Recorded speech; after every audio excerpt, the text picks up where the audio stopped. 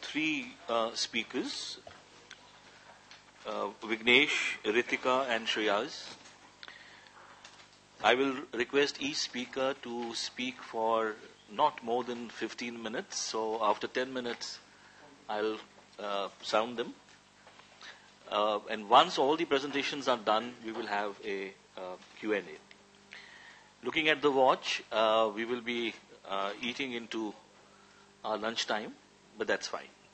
By, I think, about 15 minutes or so. So I will request Vignesh Ram. He is the head of Political Risk and Intelligence Services Management at Bangalore. And his theme is China, Southeast Asia Economic Interactions. So Vignesh, the floor is yours.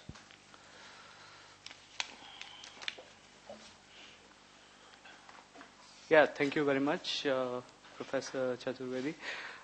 It's a great pleasure to be presenting in this prestigious event. And a little just to put a rider on what PRISM is doing, we are a geopolitical risk analysis think tank based in Bangalore, looking more on the business side and providing the spectrum of services in what we term as political risk. So that little advertising aside, I will start with my presentation. Actually, it's very funny. I had put out a globe which showed to be red in color. So I was about to say that it has nothing to do with my topic and it's not indicative of anything about China and how it's spreading throughout the world. But what I want to indicate with my presentation are that these three images which have been taken from different points of time define some aspects of China and its interaction with this region, the Southeast Asian region. And these characteristics are something which are common throughout the time, and we will observe through these three images.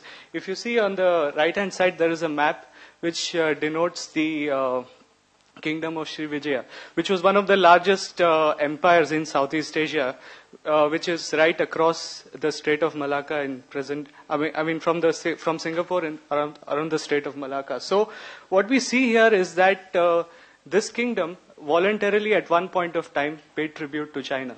China did not demand from it. It had the equal amount of capability to stand, but it still respected China's position and paid tribute to China. Now, if everybody would remember this picture from which is on the top, this is the U.S. embassy being evacuated in Saigon after the U.S. lost the Vietnam War.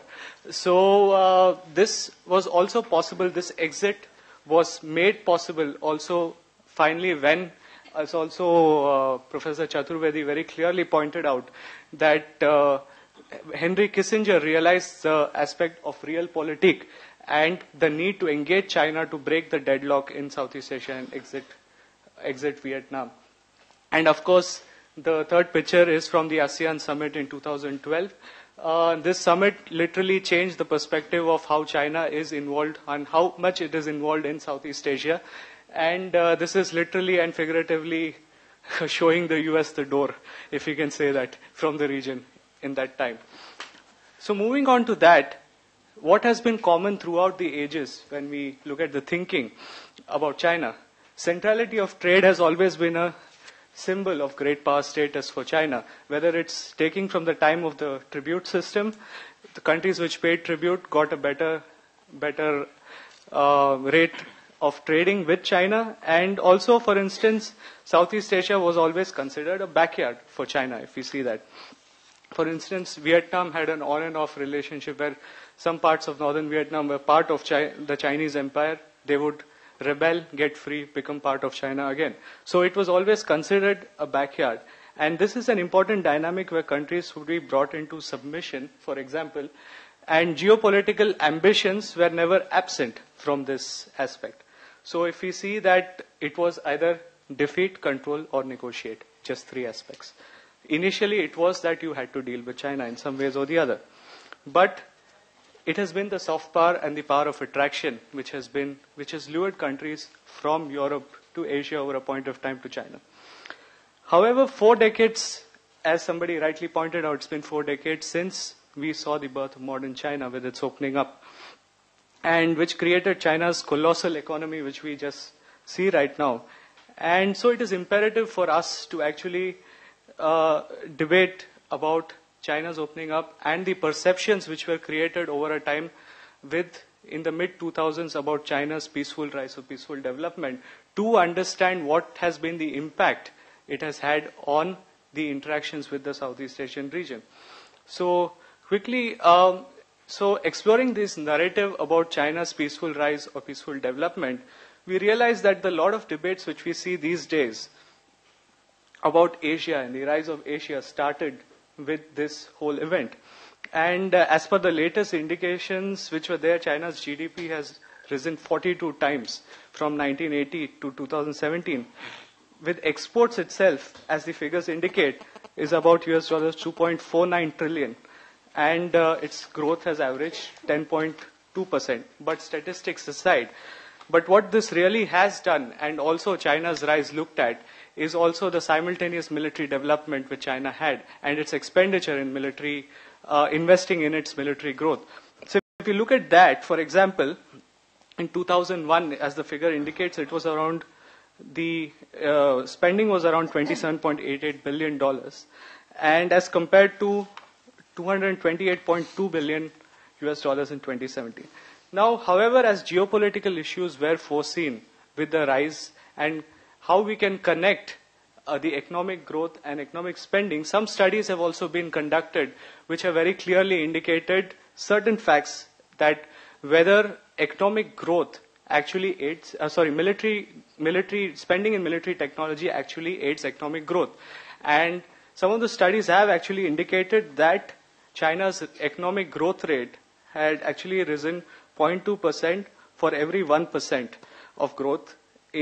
This was a positive return. In fact, the military spending, as it increased, the economic growth also registered a positive. Now coming on to China-Southeast Asia trade.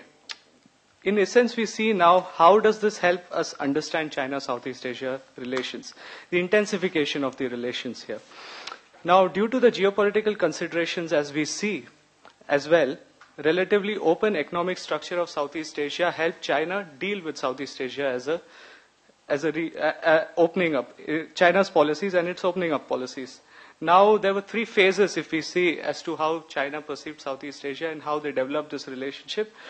Now, one was, of course, going with the Middle Kingdom mentality, which we talk about of China. And when we talk about China's strategic thinking or others, we understand that there is an understanding that China wants other countries to acknowledge its presence.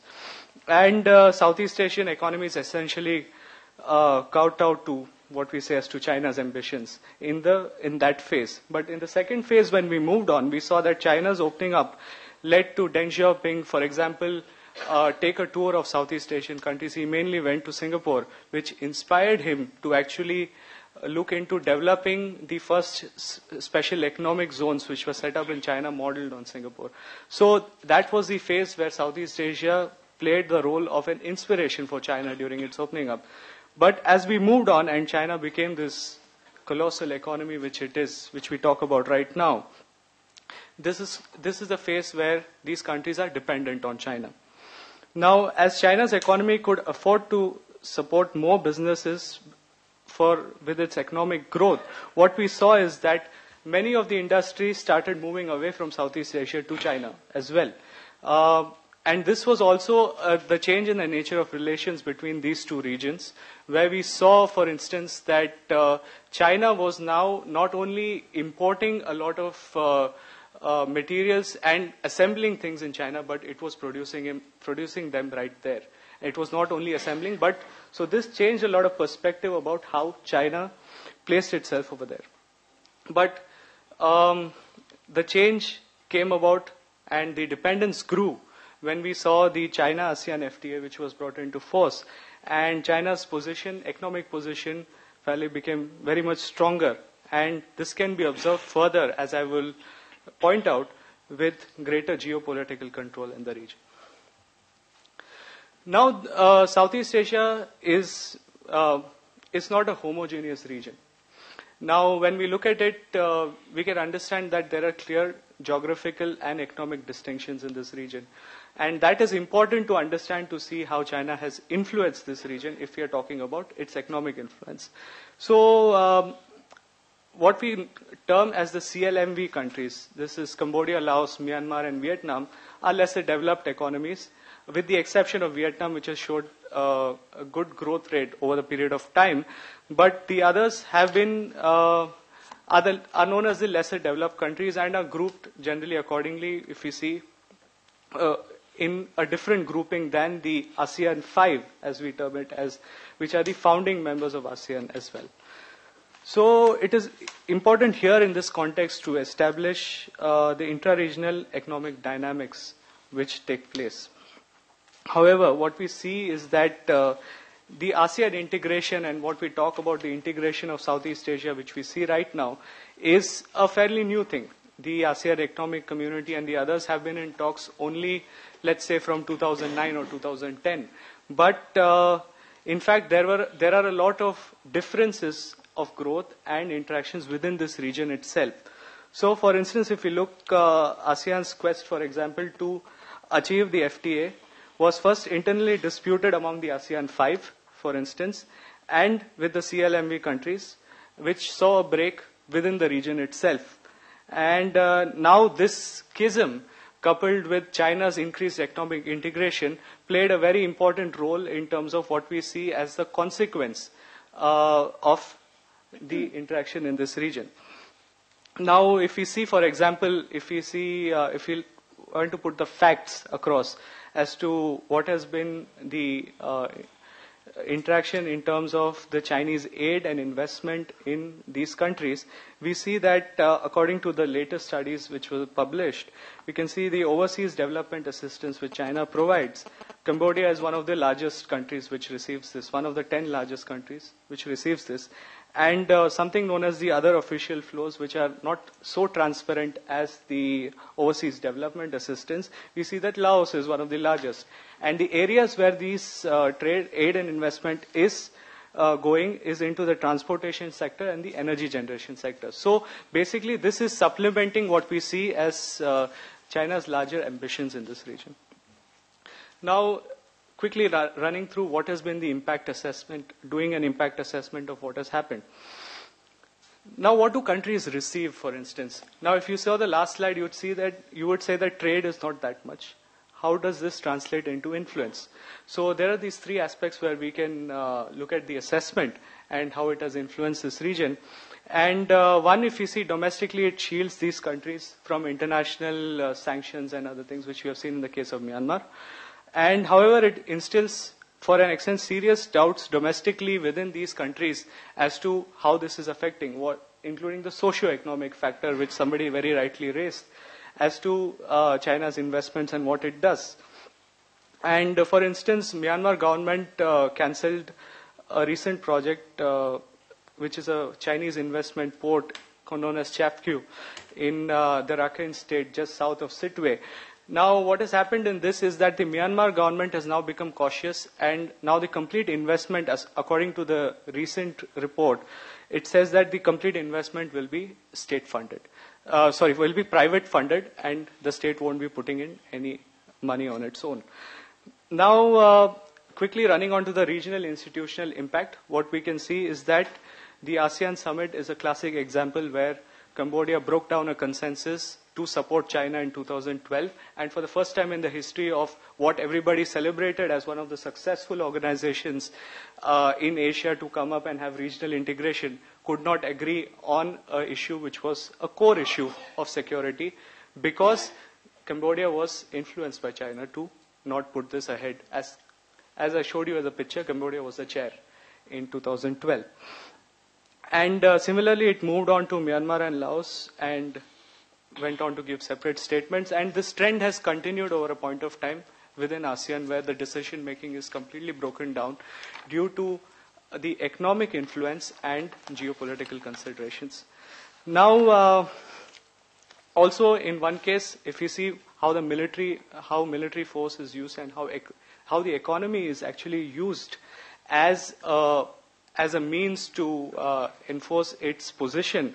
We see what happened with the Philippines in terms of the South China Sea dispute and what happened in the Scarborough Shoal, where the Chinese PLA Navy and the Philippines had a standoff for about 12 months. And China used economic pressure, for instance. It stopped fruit imports from the Philippines, just did not allow it to come through. So that is putting economic pressure on a country to submit to your military claims. So just to come with a conclusion finally, I would say that economic rise and military capabilities have gone very well with the saying of Deng Xiaoping, which he put that hide your strength and bide your time. And when it's the right time, you put across and you behave in the way you have to. And this is seen in terms of the economy is strong, but your influence in terms of what you can do with the region and how you can influence the region has changed, and the perspective about Southeast Asia has changed. Now, we see that the strategic aims achieved through this calculated interaction with lesser developed nations, as I put out the point to you about Cambodia, Myanmar, and Laos, this trend has continued over a period of time. And this, as a whole, dispels certain neoliberal notions to go down to that level. We have a concept of complex interdependence which is developed, and they say that there is a constituency which develops where you will not have war or not have conflict. But this has reversed in the case when there are economically unequal partners. And as we see in this case, this has led to what we call as complex dependence and not complex interdependence. And institutional failure, as I said, the breakdown of the ASEAN summit itself is a failure of institutionalism. And of course, we have this concept of where great powers or superpowers provide something known as public goods, where they and also protect they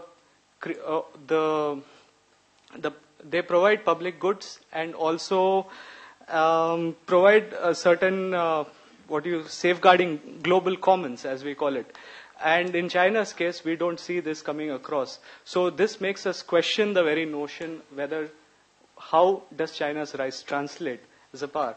And finally, as we see the US-China trade war which is happening, one of the biggest beneficiaries can be the ASEAN nations, or for that matter can be India, which can capitalize on what is happening. But considering the regional setup in Southeast Asia, I think there is this can be substituted, and there could be a good inroad in terms of bridging this gap which we have seen as to which has arisen in Southeast Asia through this interaction between China and this region. So thank you so much. Yeah.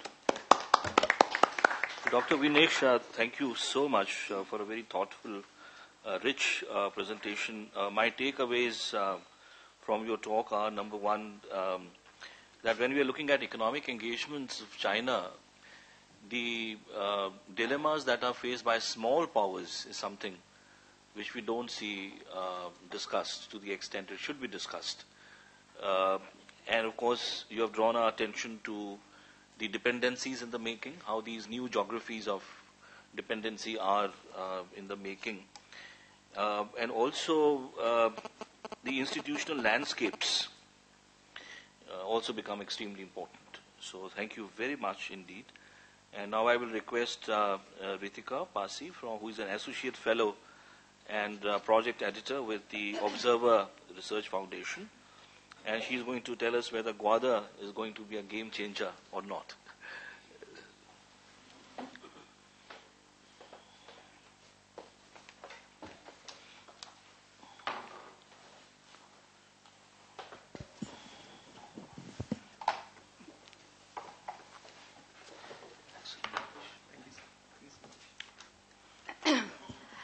It's a pleasure to be here, and I am going to be today sharing 3 conclusions based on my research into the economics of the warm water deep sea Gwadar port that is located in Pakistan's Balochistan province, which is on the Arabian coastline, in the Arabian Sea in Western Indian Ocean. The Gwadar port is run by the China Overseas Port Holding Company, and it is considered to be the crown jewel of the multi-billion-dollar China-Pakistan economic corridor, the flagship project of China's Belt and Road Initiative, which is the most visible instrument of China's external economic engagement at the moment. Work at the port began in the early 2000s. The first phase was completed a few years later, and after being included as part of CPEC, it is currently undergoing phase 2. What does that involve? So as you can see from the table, I have categorized the projects that are currently on the table in the pipeline into 5 different categories of infrastructure. So there's port, city, industrial, energy, and soft. The amounts are the ones that are the amounts that you can see. Those are estimated costs at the moment. And in red, you'll notice wherever information has been available of what kind of investment Pakistan has been extending to Pakistan for construction of these projects. Critically, much of this infrastructure is actually yet to be begun to be constructed, or is seeing slow progress. Several Gwadar projects are actually expected to be greenlighted today at the 8th CPEC Joint Coordination Committee meeting. So Gwadar is expected to be, and I quote, a fulcrum of investment in Western Pakistan, a regional hub of commerce, shipping, and industry, a gateway to Central Asia, and the new Dubai. It is these economic prospects of Gwadar Port that I'm assessing with the objective of examining its economics to determine its prospects and its role, potential role. Coming to 3 conclusions that I'd like to share with you all today. If I assess the economics of the Gwadar Port in the context of BRI's win-win categorization, the conclusion that I come to is that there are win-win prospects, but in reality, it's lose-lose. I've put together a few statistics that's available from publicly available resources, from authoritative sources, and it's either from authoritative sources or those numbers which are more often cited compared to other ones, because there's not one figure that is available for a lot of this, these criteria or these elements. If we unpack some of these factors quantitatively and qualitatively, if we look at the first table, if you look at the berths and the handling capacity, at the moment, the number 11 is often cited in terms of the number of berths that exist at the Gwadar port. However, I've also come across reports and in my research, I've seen that it's actually 3 ports that are currently operational at the Gwadar port. 5 are currently being or expected to be constructed in phase 2. But if we see by 2045, the expectation is 150 ports. The current numbers and the projected timelines don't really match. The same can be said for the handling capacity. Currently, it's 1 million tons. In 5 years, the expectation is that Gwadar Port will be a regional hub in South Asia, in the context of South Asia. So it'll be handling about 13 million tons. And by 2030, that'll increase to 400 million tons. Now, if we move to the second table and we look at energy. So there have been reports about turning Gwadar, or establishing a mega oil city at the Gwadar port. And we've also, of course, heard about an oil pipeline that's supposed to carry oil from Gwadar all the way to Kashgar in the Xinjiang province. Moving energy products between these 2 ends, the cheapest option, of course, is a pipeline. And it's expected to carry 17% of China's total oil capacity with 1 million barrels per day. But its feasibility is in question. It has been estimated that an initial $10 billion will be needed to lay out this crude oil pipeline. But this crude oil pipeline will have to pass through inhospitable environment, high altitudes, cold temperatures, rough terrain that is earthquake prone. The extra heating and insulation equipment will drive up costs. And this cost is estimated to be 16.6 times more than shipping from Saudi Arabia all the way to the eastern Chinese coastline. Finding demand will also drive up cost. A study by Gateway House compared such a potential pipeline with a similar long-distance pipeline that currently exists across Central Asia, about 1,800 kilometers. And the cost came out to be $4 per barrel. But the distance from Gwadar to a more populous Chinese province, which is actually going to be able to absorb this oil import, will actually be more than twice this length, or twice the length of the CPEC corridor, which will raise costs to $8 per barrel, minimum. And the actual transport distance, a shortage that's cited, which is that, it's going to cut distance by by as much as 85% will actually never come to be realized. Let's look at another factor, which is trade. So here, because this table looks at, or I've picked up statistics that look at projected or anticipated or expected capacities. When it comes to trade, there is a lack of information of just how much trade will Gwadar or Pakistan or China-Pakistan see with the development of Gwadar. But, of course, there are certain criteria that has been pointed out which will impede or which will impact China-Pakistan trade. Again, shortage is, of course, an advantage. But demand. If we consider the route, CPEC route, it is between Gwadar and Xinjiang. But is Xinjiang where the demand will be? The Gateway House report that I just cited, it stated that, or it brought to light the fact that Xinjiang and the 3 surrounding regions are the least prosperous and the least populous in China, which means limited demand, which in turn means that any cargo that will inevitably have to travel further to more populous regions and where there is more demand. And those regions are likely to be closer to the eastern coast of China. So will the added transportation cost still make it viable to transport cargo over land versus shipping? Then if we ask the question, how much trade will Balochistan be able to participate in when we talk about China-Pakistan trade? Like Xinjiang, on the other end, Balochistan too is the poorest province in Pakistan. It is the smallest in terms of economic size. Its growth rate has not exceeded 3% at any point in the last 15 years. It is the least integrated with the rest of the country. And mere infrastructure is not going to do the trick, as we'll see in just a bit. If we consider the entire country, Pakistan, as a source of trade. Before 2013, Pakistan's trade deficit with China was, I'm sorry for the blurry quality, but bear with me in terms of the actual content that's there. Before 2013, Pakistan's trade deficit with China was less than $5 billion. Today, that trade deficit has almost doubled. A rise in Chinese imports has largely been credited to a surge in machinery and equipment for CPEC activities. And indeed, under the China-Pakistan Free Trade Agreement that came into effect in 2007, Pakistan had already reduced tariffs to zero on imports of a bunch of equipment and materials coming from China. By one estimate, machinery imports alone from China in the first 2 years of the operationalization of CPEC raised Pakistan's current account deficit by 50%.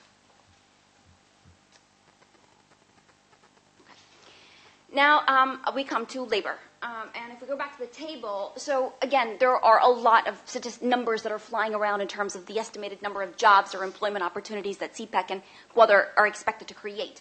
By 2 measures I've noted down here, the relocation of Chinese companies is expected to create 1 million jobs, and the free zone that will be created in Gwadar will lead to 40,000 jobs.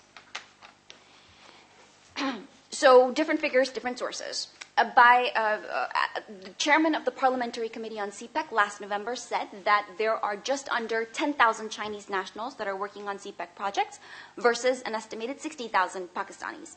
The Chinese ambassador to Pakistan in June this year, he said that under CPEC, there are 100,000 local jobs have been created already. As per Pakistani official statistics that came out earlier this year, since the start of work on CPEC, more than 39,000 Chinese have come to Pakistan over the past 5 years. If we look specifically at Gwadar, the numbers are harder to source, but equally hard to parse for veracity. The port chairman, he has said that 65% of labor force is local, and the number of Chinese is currently just over 300. There are even media reports that claim that there has been internal migration from other provinces in Pakistan to Gwadar to seek or to take advantage of the employment opportunities that are being created by CPEC. But construction jobs are largely going to be temporary. Plus, there is a visible lack of Pakistanis in senior positions, partly, of course, due to the lack of higher skilled workforce to begin with. And the vocational and training institute that is being built will, of course, come in handy over there. All said and done, current plans for Gwadar have not taken into account investment in local human capital, and the CPEC long-term plan has been formulated by the center with little input from local leaders, businesses, or civil society actors. I also have statistics for industry and for share of revenue, but I won't go into it now because I believe I only have 5 minutes, and I'll go to my second conclusion. But before I do, the key thing that I do want to bring out is that Gwadar also, when we talk about industry or share of revenues or just how much economic potential it's going to add to the province, we have to take into account water shortage, energy shortage, as well as the security situation there. And, of course, it is no surprise that many observers and studies conclude that infrastructure development at Gwadar is actually going to aggravate the security calculus and the governance challenge for the provincial government in Balochistan, instead of improving existing grievances. All right. Okay. Now I'm going to come to my second conclusion. If I contextualize the Gwadar port against big picture factors, one of the conclusions that I come to is that Gwadar is not the only port that is being developed as a regional hub. Here we can see this. Now, CPEC is expected to cut journey time between port, West Asia, and Central Asian region by 60 to 70%. Currently, Pakistan, as we know, has blocked access of border crossings with Afghanistan, which cuts off an important access route to Central Asia. And we've already seen diversion of trade to Chabahar port. Chabahar currently handles about 8 to 10 container ships per month. Gwadar apparently receives only 1 per month, as per report. Pakistan is also not integrated with the South Asian region, so that again takes away some volume of trade that can actually happen at Gwadar. But I'm not only talking about Chabahar. As you can see from this map, we also have Gulf countries like UAE and Saudi Arabia that are ramping up their investments in port infrastructure to become their versions of new Dubai's. And the attractiveness of ports is going to depend on port facilities, costs, international and private investor buy-in. And as we know, Gwadar currently is basically state-financed. China has its own string of ports that it can direct its own cargo ships to, but one large actor, even if it is the economically weighty China, will not be able to keep a port commercially viable on its own.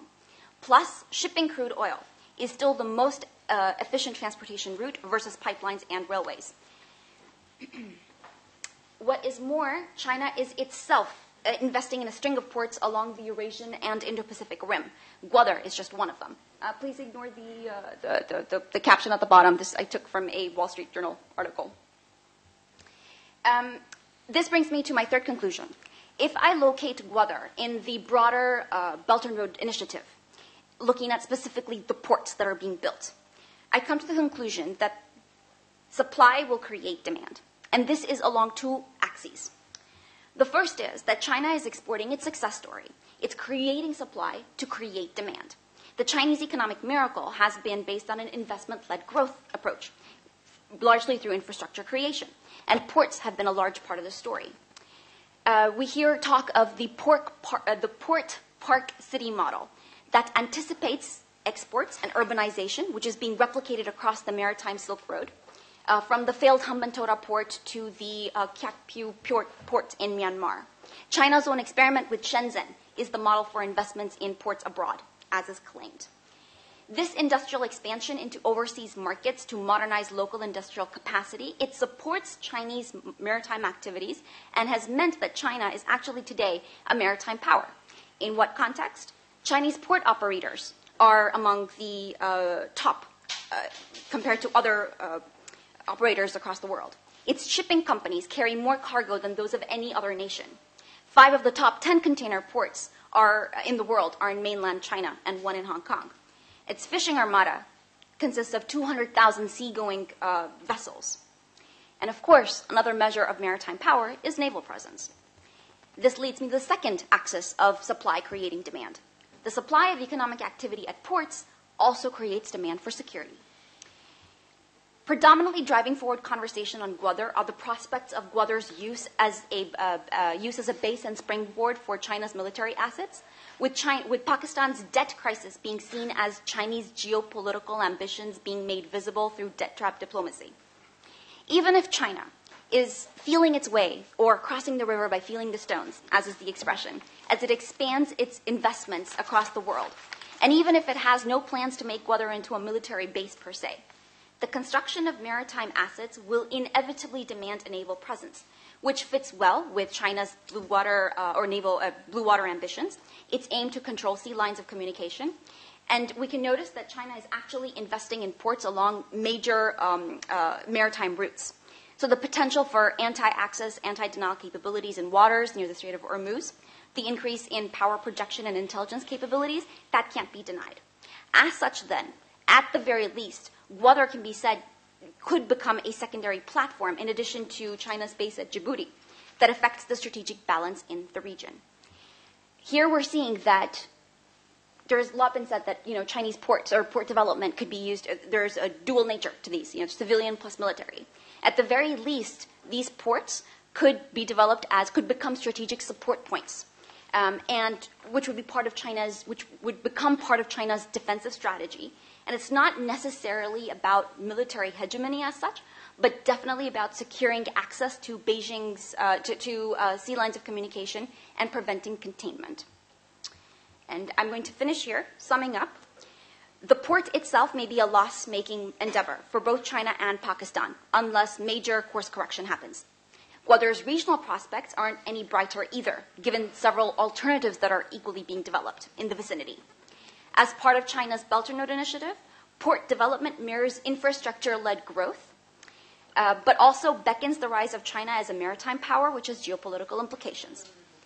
To which side the seesaw shifts in the case of Gwadar, whether it actually becomes a trading hub or plays a logistical role for Chinese maritime presence, that remains to be seen. Thank you. Brilliant. Thank you so much, Ritika. I'm sure my colleagues here will agree with me that it was an outstanding presentation. It was so rich in terms of facts and details and analysis, and certainly raises so many question marks. Who are going to be the winners and losers in all this infrastructure development and so on. Thank you very much indeed. I'm sure there will be a lot of questions later. I now turn to Shreyas D. Deshmukh, who is a research associate with National Security Program of Delhi Policy Group, to tell us about China-Afghanistan economic interactions.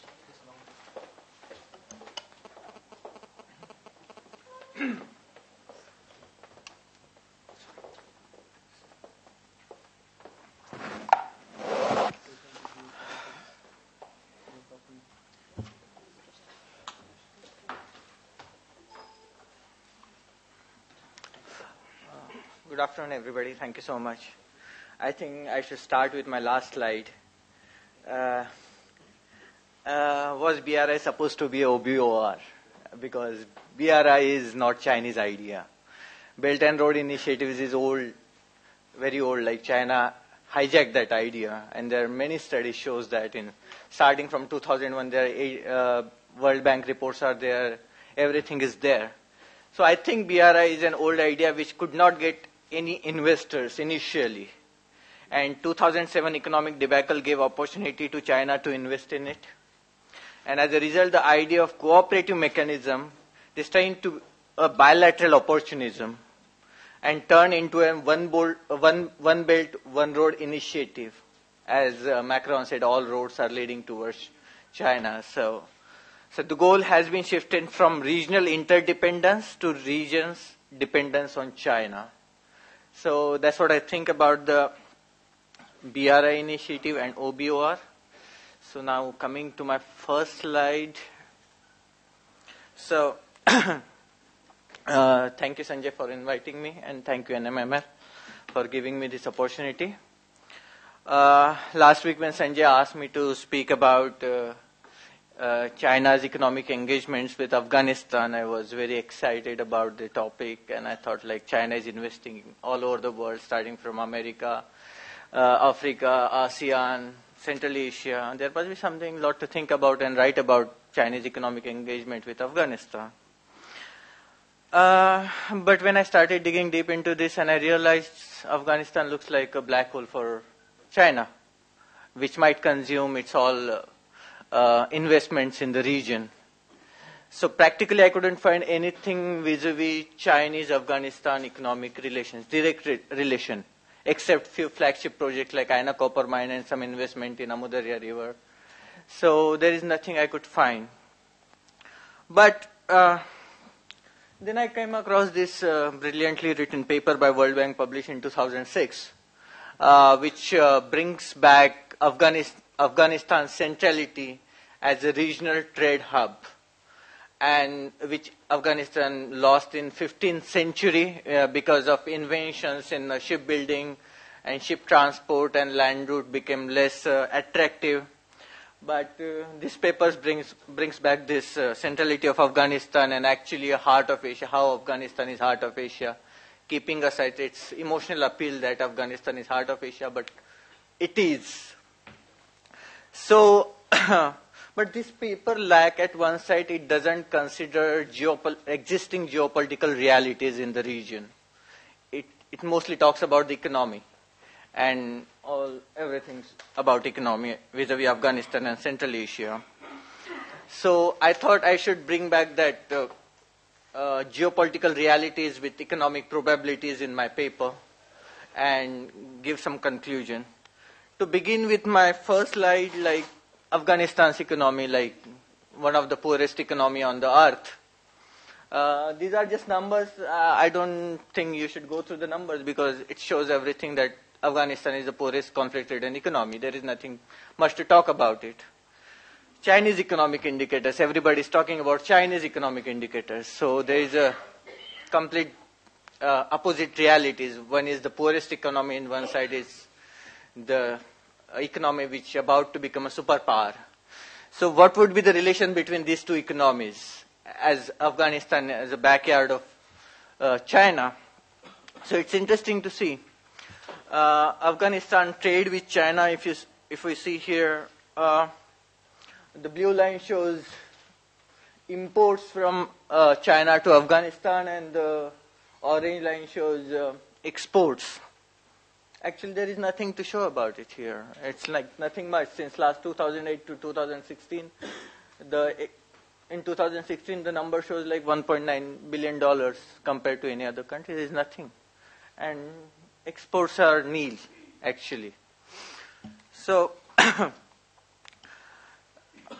there is another reason what we can say here, that China's bilateral trade with Afghanistan passes to third country as well, like Pakistan through Iran. There is no direct linkage between Afghanistan and China.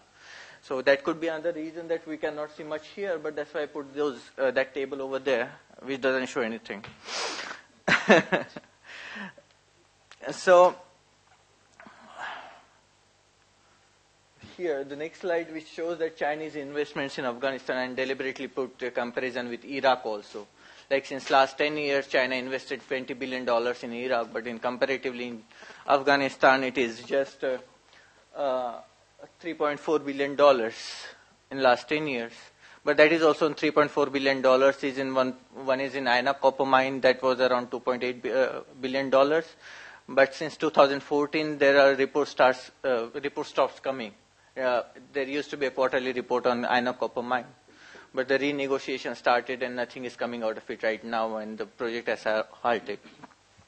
And Amudarya River oil and gas exploration, there is nothing actually right now happening over there also. Whereas in Iraq, China has invested around $20 billion in oil and gas projects, which was interesting. And there is some sort of similarity between these two countries vis-a-vis the geopolitical realities if we consider. So, so why China is still interested in Afghanistan? This is my second hypothesis. The first hypothesis, as I said, there is no direct economic linkages between Afghanistan and China. The second hypothesis is China is still interested in Afghanistan. Why so? So since last 10 years, since 2007 economic debacle, till now, till 2017, China has invested around $115 billion in neighboring countries of Afghanistan. It's a large amount of money. First it goes $50 billion to Pakistan, then Iran, and then Kazakhstan, then Turkmenistan. So,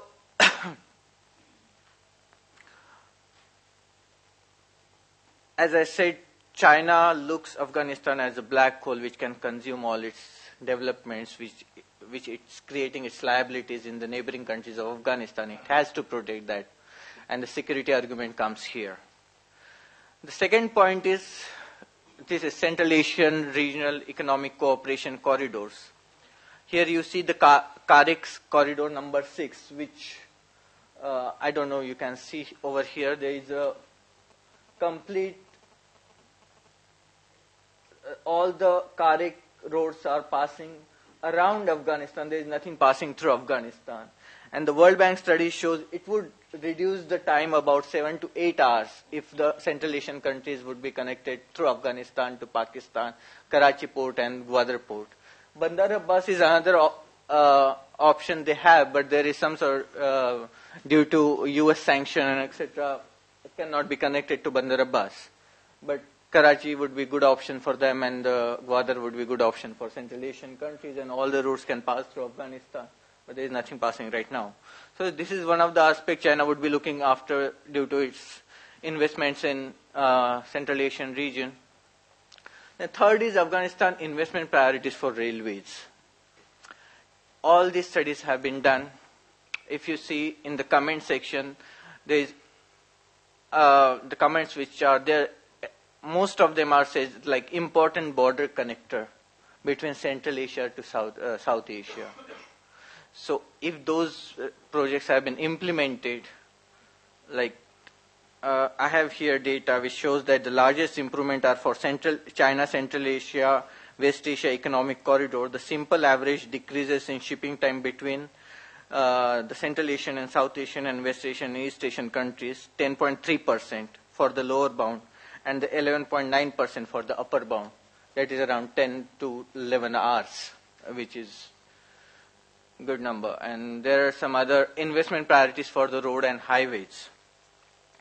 And recently China, Afghanistan, Pakistan had a trilateral meeting in which China, the three sides said that they will continue to implement and expand the soft projects and such as exchange and capacity building programs and explore hard projects of livelihood, facilities and connectivity. China and other countries goes like initially exploration, implementation and expansion. So these projects are still in the exploration situation, and where the implementation will continue as stability comes to Afghanistan. So this is my favorite map. It looks like a fallen chinar leaf, but this is the mining sector of Afghanistan where so Afghanistan is this. The third thing, what would be China is interested in Afghanistan. Where you see there, China has a Afghanistan has the second largest copper mines in the world.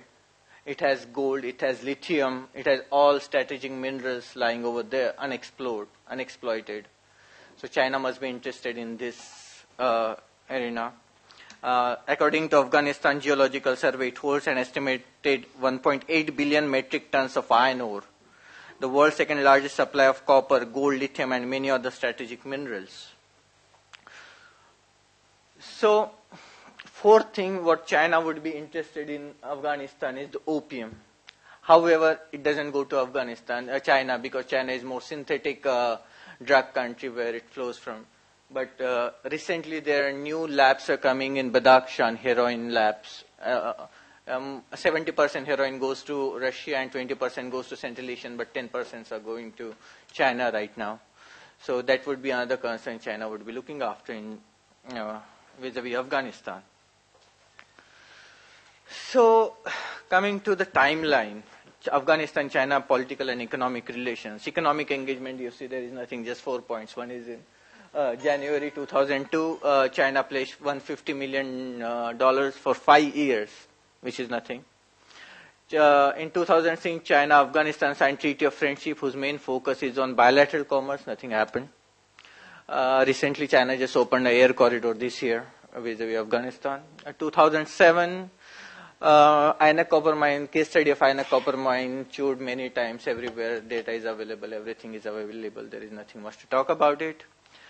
November 2018, air corridor launched between China and Afghanistan, which could improve some sort of bilateral trade between that country, not more than $1 billion per year, probably. But at the political and security engagement side, when I said the geopolitical realities, which is very much more interesting, Because in 2000, Chinese ambassador to Pakistan, Lo Shulin, visited Mullah Omar to forge an agreement with Taliban not to support East Islamic Turkmenistan Islamic movement. And in return, China will accept legitimacy of the Taliban government in Afghanistan. So it shows the primary concern vis-a-vis Afghanistan, China's primary concern would be security more than economy. In February 2002, China opened its embassy in Afghanistan after 9 years. In 2012, Afghanistan received observer status as SCO. And interestingly, in May 2014, President Xi Jinping indicated that China willing to promote a greater role of SCO on the issue of Afghanistan in meeting with President Karzai. So since 2014, we will see that there is greater political engagement, security engagement between China and Afghanistan. Since 2014, there are 4 times officially Taliban delegation visited China. And in August 2018, Afghan embassy in Beijing said that China is helping Afghanistan to set up a mountain brigade in countries not to boost counter-terrorism efforts.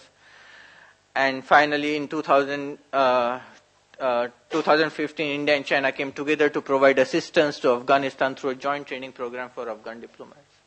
So China is maintaining good relations, one side with Taliban, another side with India, there is another side with Russia. So China doesn't have that historical bondage like India-Pakistan relation in Afghanistan, Iran-Saudi Arabia relations in Afghanistan, or US-Russia relations in Afghanistan. China is an independent way to look at Afghanistan. So that would help China to get economically engaged if the stability comes to Afghanistan. These are some of the scenarios I thought so. The one, if stable Afghanistan with favorable disposition in power, the one would be ideal scenario where China will invest in the connectivity projects and mining projects, Aina copper mine and etc. CPEC will expand to Afghanistan. Probability of opening of Chinese-Afghanistan border remains still low. Because instability, you never know how Afghanistan, national character of Afghanistan would come out. And China can play minor supportive role in Afghan forces, keeping Pakistan's sensitivity in consideration. The second scenario would be relative stability. If Taliban joins the government, but some factions still remains unsatisfied.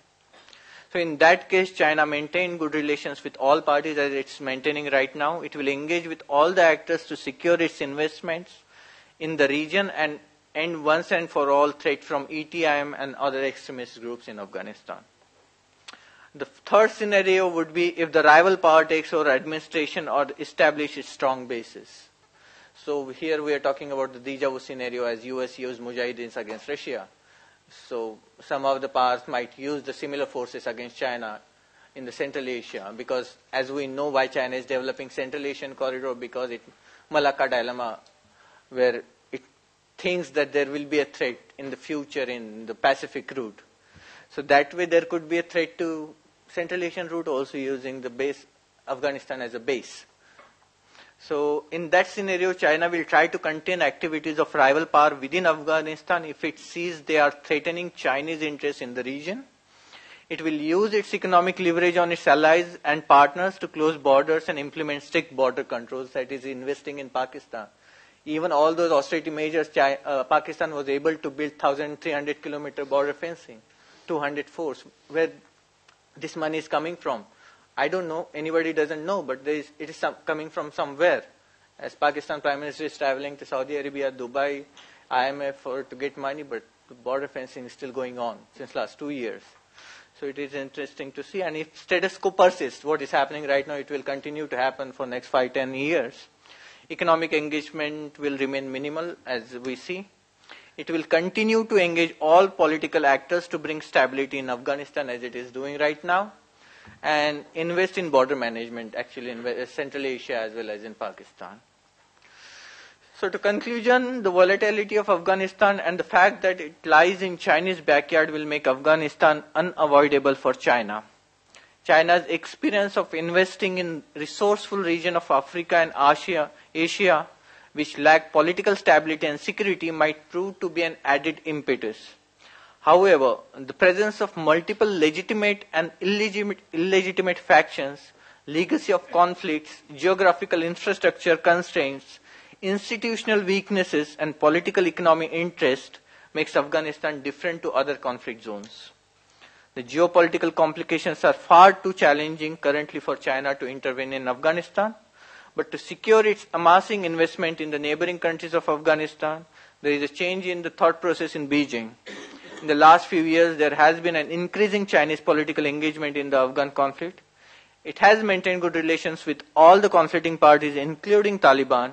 China refrained itself by not engaging till now, but that may not be the case in the near future. Thank you.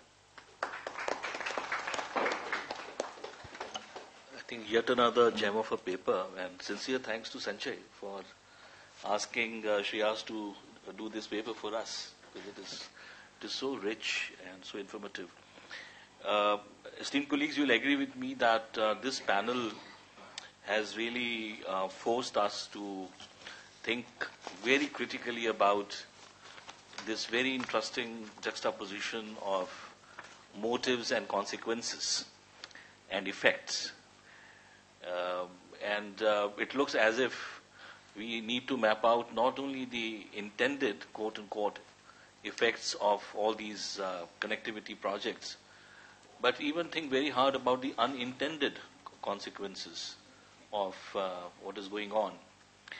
One thing is very clear, that one belt, one road, firstly doesn't look like one belt, one road, because there are so many multiple meanings attached to each belt and road, given the kind of geographies that this panel has placed before us. One thing is very clear, that the political, cultural, human, social, economic geographies of South Asia are not only changing, but they will not be the same in the years and decades to come. And therefore, it becomes a very important critical social science laboratory, one belt, one road.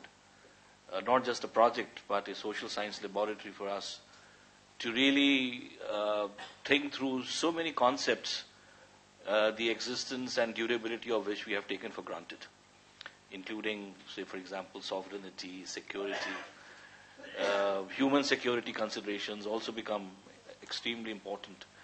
And the panelists have shown us that this project also compels us to look very closely and critically at the domestic political scenarios and fault lines. I think Balochistan example. And one thing which again the panelists have compelled us to think very seriously is about the locations of the small states in the region. That there is a strong possibility that some of these small states could be seen only as transit spaces through which all kinds of flows flow. So the session is now open for questions, comments. Looking at the watch, I must say we are doing quite fine. So, plenty of time. Yeah, should I start from you, Sanjay, and then I'll go to you, sir, and then you. Yeah. Just a few comments. You can add to these. One of the things that we can look more closely with reference to Southeast Asia is what has been the impact on China's economic interactions with Southeast Asia after the economic slowdown in China. Of course, it has been varied. In Cambodia and Laos, there has been more infrastructure-based development, whereas in some of the Southeast Asian countries such as Malaysia, Indonesia, the resource-based exports have started declining, whereas China's economic slowdown impact on Singapore has been more severe in terms of decline in growth rates. So that can be mapped in greater detail. With reference to Gwadar port, I think the slide where you talked about comparing Gwadar with other ports was very interesting and probably can be built on that. This leads to another important question which needs to be reflected in greater detail is what are the other countries in the region thinking about Gwadar port? Is it just Iran that is looking at it? What about other Gulf countries and how are they looking at Gwadar port and what is their understanding of Gwadar port grand strategy? Is it just a logistics port or is it going to evolve into a commercial hub, and what is their assessment that needs to be looked into it? This takes exactly to what Shreyas Deshmukh was saying. That is, if China is sinking so much of money into Pakistan and Gwadar port and other places, it has to have an Afghan policy. After all, it has to be, if these economic activities have to be viable, it needs to have an Afghan strategy, and that requires greater reflection, because you cannot continue with the same kind. And Pakistan-China conversations will therefore be on Taliban will be impacted by Chinese economic interests as well. Thanks. Thank you. I think in this round we'll take four. I'll ask four colleagues to ask their questions. Yes, please. I have got two questions for Ms. Ritika. The first is that can you please give a short analysis of India's role in Iran, in Jawahar, and given China's role in Gwadar? So does this have the potential for an emerging future conflict zone between India and China in the region, in this east? And the second question is, given the emerging internal security scenario in Pakistan, do you think that China has maybe erred in investing so much in Gwadar, and will Gwadar be China's, will it end up being a zero-sum game for China in the future? Okay, thank you. Yes, please. Thank you, sir. Margin में थोड़ा भूमिका माननी पड़ेगी इस सवाल पे कि जो मेरी लिमिटेड अंडरस्टैंडिंग थी सर बचपन से लेके जो भी मैंने अब तक पढ़ाई करी वो ये थी कि जो हमारे पड़ोसी मुल्क से जो हमारे संबंध रहे हिंदुस्तान के, वो ज्यादातर इकोनॉमिक से ज्यादा एक इमोशनल बॉन्ड था और एक सॉफ्ट पावर की तरह हिंदुस्तान को लिया था, और मुझे भी ये लेता था. मुझे ये मौका मिला, I been to Bangladesh, Pakistan and Nepal very recently, और मैंने एक चीज कॉमन नोटिस करी कि वहां के कॉमन लोगों का परसेप्शन हमारे गवर्नमेंट के लिए इंडिया एज अ स्टेट बहुत ही ज्यादा सरप्राइजिंग है, कि everyone sorry but they don't like India at all.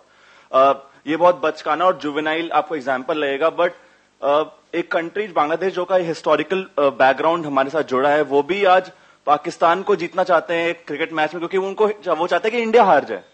या फिर नेपाल जैसा देश जो आज क्रिकेट बहुत अच्छा खेलता भी नहीं है, उसे बस इंडिया के हारने से मतलब है. अब सो टू से कि हम रिलीजियसली या फिर सब चीजें हम जुड़े थे. तो मुझे ऐसा लगता है कि मुझे जो मेरी एनालिसिस है, पहली बात तो मेरा बहुत दिल टूटा है देखकर, और मेरी एनालिसिस ये है कि कहीं ना कहीं हम चाइना को टैकल करने के चक्कर में हम खुद चाइना बनने लगे, और हम खुद ही कंफ्यूज्ड हैं कि क्या हमें इमोशनल वाला रखना था या हमें चाइना बनना था. एक तो ये, तो इस पे चाहूंगा. और लास्ट सवाल मेरा ये है कि एज एन इंडियन पर्सपेक्टिव हमें इस तरह फर्क नहीं पड़ना चाहिए कि ग्वादर पोर्ट सक्सेस होगा कि नहीं, बल्कि इस तरह चाहिए कि अगर वो सक्सेसफुल ना भी हो तो क्या उसका इम्पैक्ट इंडिया को दोनों के लिए नुकसान होगा. तो इसमें आपका उत्तर चाहूंगा. Panelists can respond to that, some of us. I will also request you to please introduce yourself. Yeah, please. I'm Harita. I'm a freelance writer. Just wanted to ask this with regard to Gwadar port. Isn't it like an attack by Balochistan Liberation Army on the Chinese consulate just a statement enough to say what are the economic benefits Gwadar port is going to offer to Pakistan? Yes, sir.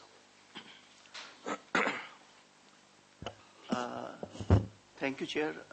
आपकी एक बात मुझे बहुत अच्छी लगी जब आपने ये कहा कि India and China is a plenary economic or power or whatever you have said.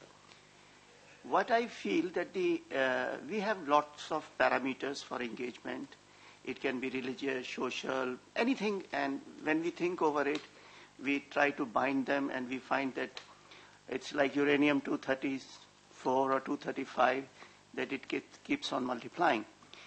But as far as the civilization is concerned, the two countries have got paramount knowledge, and they are the treasure of, I think Chinese is far more older than our civilization. We must agree to that.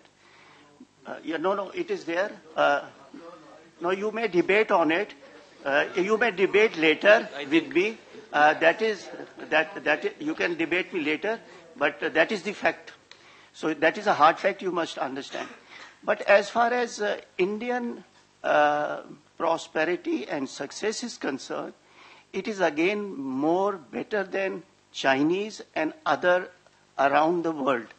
So we have to get to our roots, and should not be when you are, in the helm of echelon. So you are being attacked by various sources. But what I feel, we should be proud of yourself, and there is very big, opportunities ahead, and we think we should be there. Thank you. Sure, thank you. I think I'll now turn to the panelists and request them to respond, and then we can go for one more round. Would you like to, Ritika, from you we can start, and then go to Vignesh and Shreyas. Sure. So regarding, I'm going to very briefly just touch upon the questions that have been asked. So first is comparing Gwadar and Chabahar and pitting them against each other. And it's funny that you actually asked this question, because a colleague of mine and I have actually been we're trying to actually look at this very question in terms of just the presence of both these ports near each other, under 100 kilometers distance to each other. Does that actually engender strategic competition or not? And of course, the first thing is in terms of the volume of trade, because the thing is, global trade isn't increasing as much as it was before the global financial crisis. So effectively, you have one certain pool of demand that is there, unless it picks up. And regardless of China's own increasing trade with the Middle East or with Africa, you have to think outside of China's own trade with these regions. You have to think about India's trade. You have to think about the Gulf countries and how much they're trading. And regardless of prospects, the reality on the ground is that demand is not exactly burgeoning. Okay, and so greater level of trade is actually required to result in growth in global GDP. So when we talk about these two ports, we can look at the economic competition between the two, and I think here that would actually be very interesting to actually see which port actually offers more potential to become a regional hub. But in terms of strategic competition, there's definitely going to be greater naval presence, and it's not just in terms of Chinese, ships, or there have been sightings of underwater submarines, for instance. That's also been there in media reports. But thinking about turning Chabahar into a naval port or basing Indian vessels there, that seems to be more problematic. It's not as easy to think, it's Iran and India versus China and Pakistan, because Iran has shown interest in actually connecting the two, and it actually calls them sister ports. So it's not a simplistic equation between Iran and India and China and Pakistan. Having said that, regardless of whatever happens with Gwadar, and I think that was a point that perhaps I believe you were making, right? India still has to act. It has to act east. It has to act Central Asia. It has to act Western Indian Ocean. And there's actually a greater impetus that we can see perhaps in India's shift towards the Western Indian region, alongside its continued development of the Southeast, in ties with Southeast Asian region. When it comes to the question of the security situation in Balochistan, the thing is, China's approach reflects it reflects its approach towards security through development. And it is actually a policy that it has been following in its own Xinjiang region, which, of course, as we know, is also a rest of province, because it's not integrated into the Chinese economy. The Uyghurs, for instance, and we know about that. We're reading reports about, for instance, the concentration camps, or the re-education camps that China has set up. So clearly there has been a failure, even internally, in terms of how China has tried to secure stability through infrastructure development. In Balochistan, we can see that there is the exportation of the same approach. And in Balochistan, clearly it's a failure, because instability is both an impediment but also a consequence of increased infrastructure development. Because the BLA, for instance, you were talking about the attack that happened in the Chinese embassy in Karachi, right? It's actually being used as a cause for further instigation, or for to keep that sense of marginalization active, because it's a separatist movement. So their goals and their objectives, they're actually taking advantage of the fact of an increased Chinese presence and increased Chinese funds with no clear gains for local populations. So they're actually using that as a motive to continue their own aims.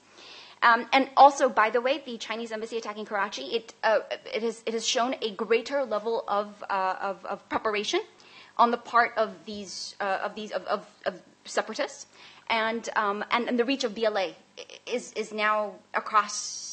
We're seeing attacks, or we're seeing police security forces preventing, foiling attacks, before they're actually carried out across CPEC projects.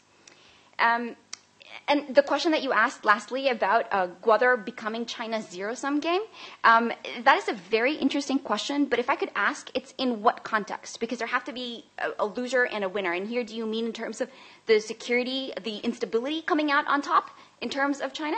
Was that the question? I think that's a really neat question, or it's a very nice way of framing the problem, and it's something that deserves more analysis, basically. Thanks. Thank you, Ritika. Vignesh?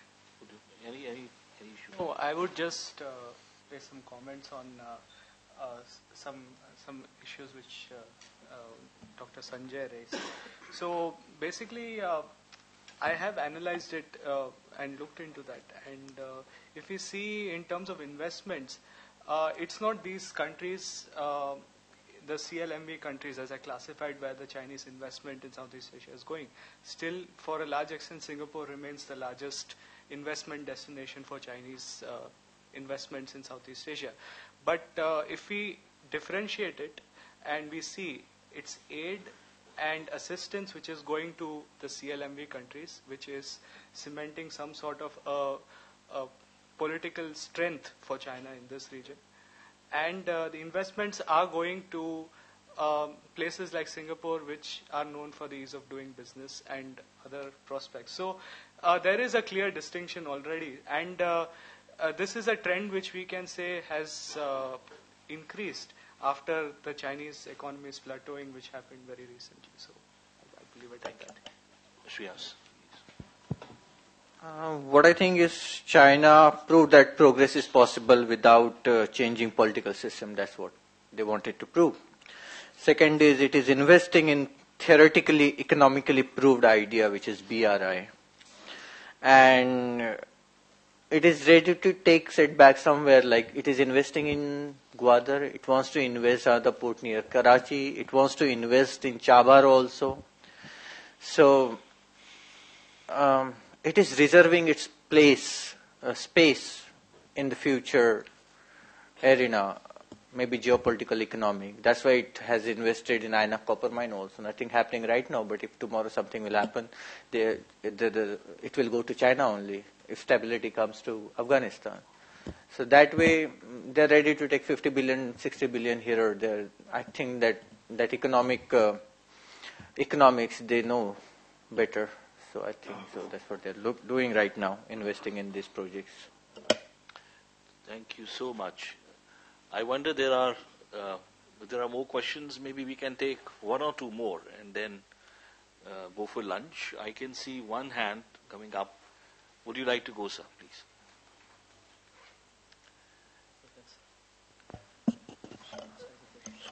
This is to this Vignesh. You talked about the mainland economic negative leading to the negative interdependence. What about the maritime? Maritime probably you have not mentioned. Could you elaborate on that? And Mr. Shreyas, in your abstract I have read, this Chinese economic model is a long-term investment model. All economic activities need some returns. This long-term, it is indefinite or some time frame? Could you say something?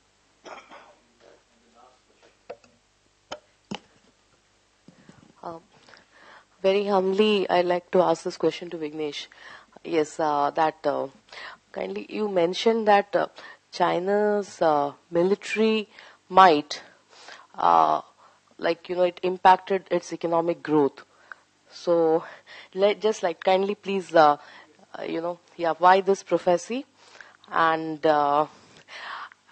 yes, and so I'd just like to draw the attention of the chair. So this China's external economic engagement. So don't you think that this could have been a little bit more specific, that China's external economic engagement in Asia and Southeast Asia? Because, as you know, that China's external economic engagement is across the globe. I mean, even not only America and, it's in till Australia, the mining projects and all. So that is one thing.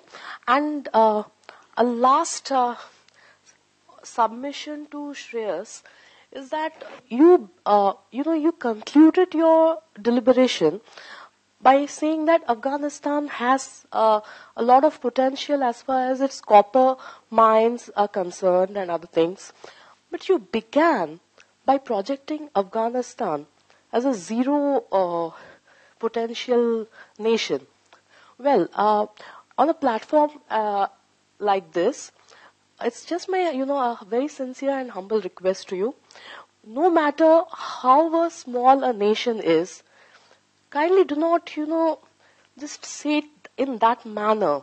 Everyone, we are interdependent, and each and every nation has something to give to the world in terms of economy or in any terms. Yes, sir. Thank you. Thank you very much.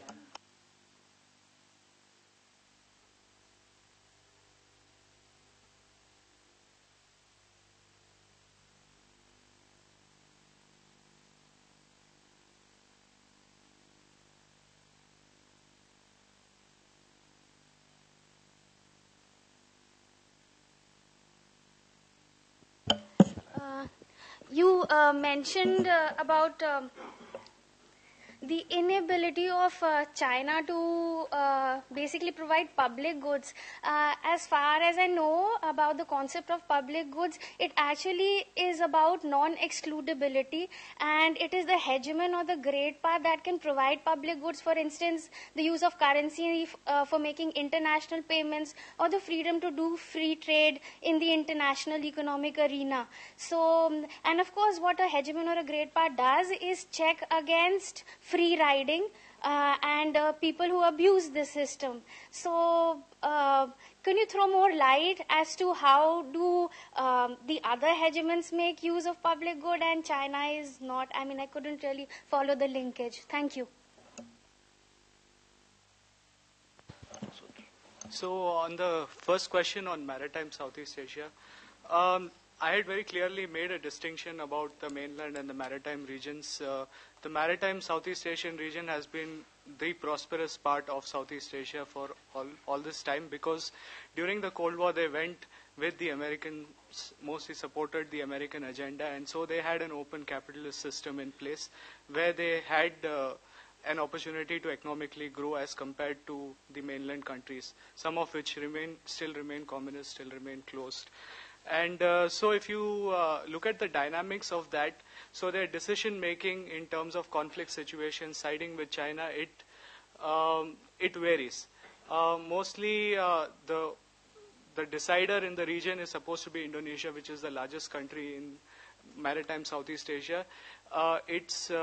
Wherever it swings its weight, it has been able to also diplomatically maneuver other countries to sort of follow the regional agenda in Southeast Asia. So I would say that that is the dynamic which maritime Southeast Asia plays in the Southeast Asian regional geopolitics.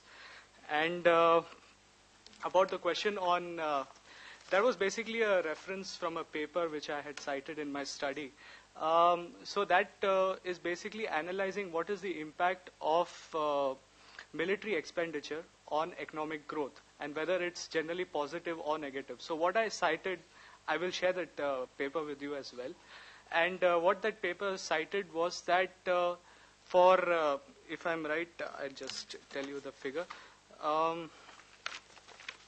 For every 0.2% of military investment, China's economy grew 1%. So that was a correlation which they made, taking certain factors and putting it in place. So they had followed an actual methodology. So explaining the whole thing would take another some more time. But I'll be glad to share the paper with you. And that was one view. But there were counter views which said that there are a lot of internal problems within China in its economic structuring, which would actually, with the plateauing of the Chinese economy, the military spending in 2018-19 would actually be not that much. So that is yet to be proven. So I don't want to, like you said, prophesize or provide any other views which may not be very substantial. And I think there was just one more question. So, yeah, on the question of public goods, what I wanted to actually portray is that, yes, you're right, theoretically that is on point, and that's what the definition says. But when we see in terms of China, we notice that most of the interactions are still transactional. If you see how it is in terms of China's behavior with smaller countries, as I pointed out through my presentation as well, that the relationship is still transactional, where I give you aid, you have some sort of make a diplomatic way for me within a regional grouping, which is trying to pressure me into not meeting my geopolitical ambitions. So that doesn't exactly fall into the definition when we are trying to classify or say that China is a great power, right? If we take the example from the United States or others, we can see that a lot of these checks and balances, if we can use the word, have been put into place. But we do not see that has emerged to quite an extent from the side of China, is what I feel. So, yeah. Just to answer your question, sir, simply economics, that China is able to invest because it is getting returns. Returns in what terms, like maybe political and economic, we can debate on that. And vis-a-vis these particular projects, like the studies are there, which shows that every project shows like it is short-term, mid-term or long-term. Like short-term projects are for 5 years and mid-term projects are for 12 years and long-term projects are for 20 years almost. So even vis-a-vis CPEC or in projects in Afghanistan, which I have shown you, like railway lines and the roads, it's already there. Like, so that's it. And if you want, I can share those papers with you. Thank you.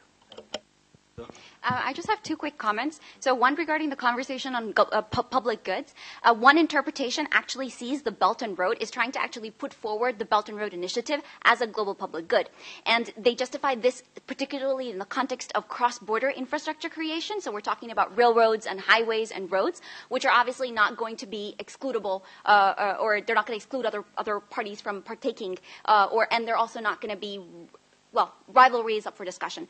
But the point is, again, in terms of how you describe public goods, the definition of it, it'll be interesting to actually probe that further, to actually see all these tracks that are being laid or all these highways and roads that are being built. To what extent are we, is it about one-way trade? Is it all about all roads lead to China? It's basically Chinese goods that are going to be predominantly on these networks or on these roads and highways and in these cargo containers, or is it going to be open to everybody? And if there's going to be actually enough demand for that to actually happen, so it'll be an actually interesting thing to look further into. And the second comment that I had just quickly was with regard to the whole conversation on returns. The scale of BRI is so huge, and so much so that we're talking about now China's role as an infrastructure provider. It has already become the largest development financier when it comes to energy infrastructure. So you can no longer talk about it. It's not a benevolent thing that China is doing. Or for even if it is about its own geopolitical aims or meeting its national core interests, it's not only about saying, okay, I can afford to continue to put in money at the risk of not getting any returns. The same problems that we're talking about when it comes to debt instability or unsustainable debt in countries that are receiving these Chinese loans, the same debt problem is actually plaguing China as well. So this entire process of not actually getting returns is not sustainable in the long run. So that's just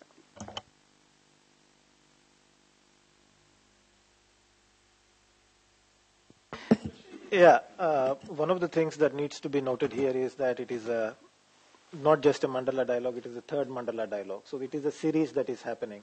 So the first Mandala Dialogue focused on Indonesia, and my colleague here, Dr. Sonu, she's working on Indonesia, Vietnam, Myanmar. So under the rubric of Mandala Dialogue, she's looking at those regions. I'm more looking at Chinese perspective on China.